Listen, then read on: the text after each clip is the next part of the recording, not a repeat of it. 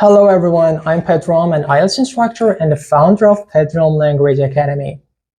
Almost 9 out of every 10 of those who come to IELTS classes have got this question in mind that what should I do if I don't have any idea about the question?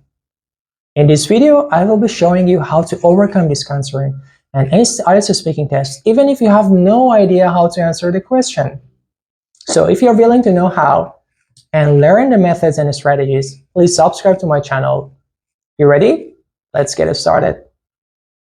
Before getting started, I have to tell you that if you have any other question about the IELTS speaking test, its structure, how you're going to be assessed and marked in the test, you'd better watch my video, everything about the IELTS speaking test.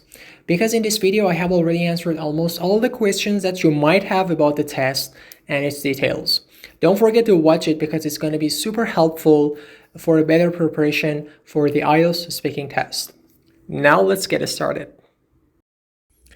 This is going to be very likely to face a question about which you have no idea in your IELTS speaking test. And this is going to be more likely in part 3. Because as you may know, in part 1 and part 2, you are more likely to answer questions that are kind of personal, about your personal life, daily routine, your favorites, your personal experiences, lifetime experiences, or desires and dreams. However, when it comes to part 3, you're going to encounter questions that are more philosophical, more general, about more general topics. So in this part, it's going to be very likely to face such questions. The point is that if you face a question about which you have no idea or you've never experienced that before, the first thing that you have to remember is that you don't have to provide a one-sentence answer. I mean, your answer should not be short. If you're going to get a 7+ in your IELTS speaking test, your answers should not be short. How can I make it a bigger one? I'm going to tell you about it. If you face a question about which you have no idea or you've never experienced that before, you have to mention the reasons. You have to say why you cannot directly answer the question. It's about the thing that you've never thought about, or if about the thing that you even don't like or never do. You have to provide some reasons to convince. Imagine that you're talking to your friend.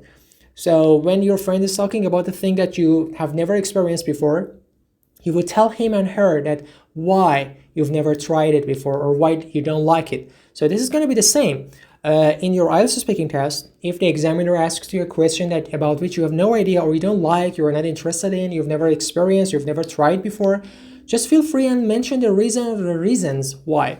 Using this method, you're going to have the chance to provide a wider range of vocabulary and grammatical structures, and such structures that are going to be kind of sometimes used as templates, going to be helpful to boost your speaking score. We're going to have some examples in this video, so no worries if you don't know how to do that. After mentioning the reason or the reasons for not being interested in something, or have never been in that situation or have never experiencing that one, you'd better come up with some opinions, like spontaneous ones at the moment, to give a kind of direct answer to the question. You can think about it at the moment, and you have to mention your kind of spontaneous opinion about that thing. It's gonna be a great way to wrap up the answer. And so all these ways are gonna help you to boost your speaking score. Now, if you agree, let's take a look at some examples and learn how to actually provide a better answer, even if you have no idea about the question. Let's take a look at them. Let's start with the first example. How do private schools benefit their students? Well, this is a kind of challenging question that not everyone is able to provide a good answer. Let's see what would be the most common answer that I, as an IELTS instructor, mostly receive from my students. I don't have any idea about this question. This is the most likely answer that I can receive from a person who's just started learning IELTS. But I'm here to tell you how to take it to next level and make it much better, based on the points that I already told you. Let's check the second example, actually the second answer to the example. Well, to be honest, I was born in a middle-class family, so we couldn't afford the overwhelming cost of private school. As a result, I never had the chance to study in such a school to realize the advantages it could bring. However, off the top of my head, I would say such schools provide pupils with higher standards of education, as well as a wider range of extracurricular activities, such as music and computer classes, which can come in handy in the future. As you can see, the very first point that's going to set this answer apart from others is that it's long. It's not a short or one sentence answer. The other point is that I have provided some reasons that why I have no idea. If you add a good body language and eye contact, it's going to show that you're really interested in answering and there is no hesitation, but you don't know the answer. So it's going to be really convincing and it's going to be very acceptable. So as you can see, I have mentioned why I have no idea about it. I have provided a background and it helped me to actually use a wider range of vocab as well as transition signals and linking words like as a result, so, to be honest, however, that can boost the coherence of my answer.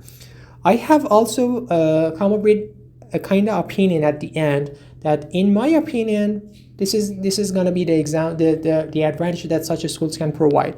So that's why you should not provide a one sentence or short answer to questions, even if you have no idea. You can mention the reasons why you don't know about it, and then you can come up with an idea.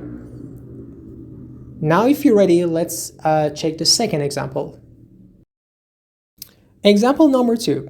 Do you think traveling to another country can change the way people think?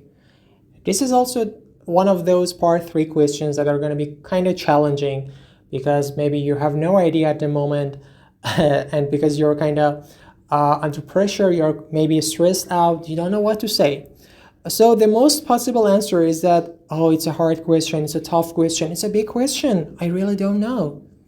But this is not going to be the answer that you are going to provide and give after watching this video. Let's check the better answer for this one. I have to confess that it's not that easy to answer such a question. As an Iranian young boy, I am not allowed to leave the country and travel abroad unless I serve the compulsory military service. However, I think visiting new countries can teach us new things because we will be in touch with people from different cultures, languages, and even mindsets. Therefore, we'll be more open to new ideas. As you can see, I had no idea about the question because I imagine that I'm a young boy who is living in Iran or in other countries and you're supposed to serve the military service. So I mentioned the reason or sometimes the reasons why I've never been able to travel. So I have never experienced that situation. However, at the end, I could come up with my own opinion. Could be wrong, could be true, no worries. It's going to be okay because you're not going to fact check your answers. So this is how you can improve your answers and take it to the next level and set yourself apart. Using this method, no matter how hard or weird the question is, you can always provide some reasons. Don't forget, you have to be honest. You have to be actually comfortable. Use your body language, eye contact, and show that you're interested in answering, even if you have no idea about it. So when you show it, you're gonna be more likely to get a higher chance to get a higher score. But if you provide short answers, it shows that you're not interested, you're reluctant to give answers, so it's gonna be considered as hesitation, and it's gonna have negative impacts on your score. You always have to remember this, that the examiner is supposed to assess your English speaking skill, and he or she is not going to assess your knowledge or expertise or experiences in other fields. So no matter what's the question, you should not be worried about your answers or the accuracy of your answer. You can just come up with an idea at the moment as a spontaneous one. No matter if it's hard or easy, you should not care if it's wrong or correct. You are supposed to speak in English, and that's the only thing that you have to be focused on.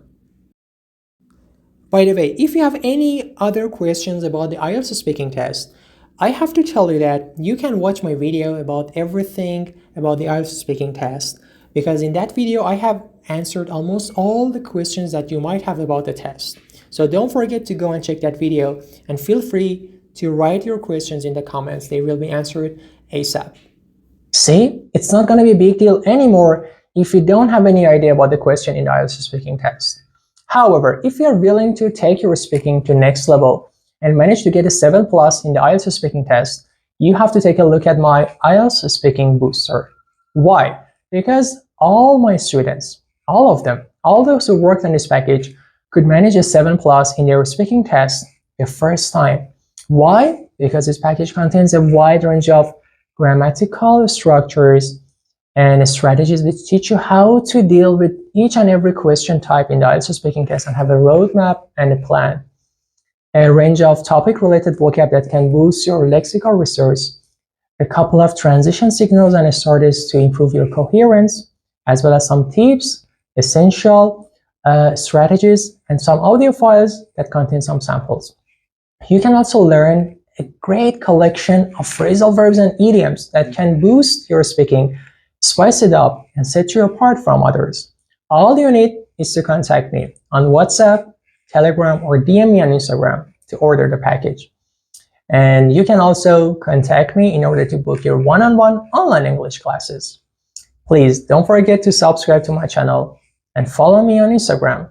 Also feel free to ask your questions about the IELTS or English in the comments. I will answer ASAP. Thank you so much for making it until the very end of the video. Have a great time. See you soon. Take care.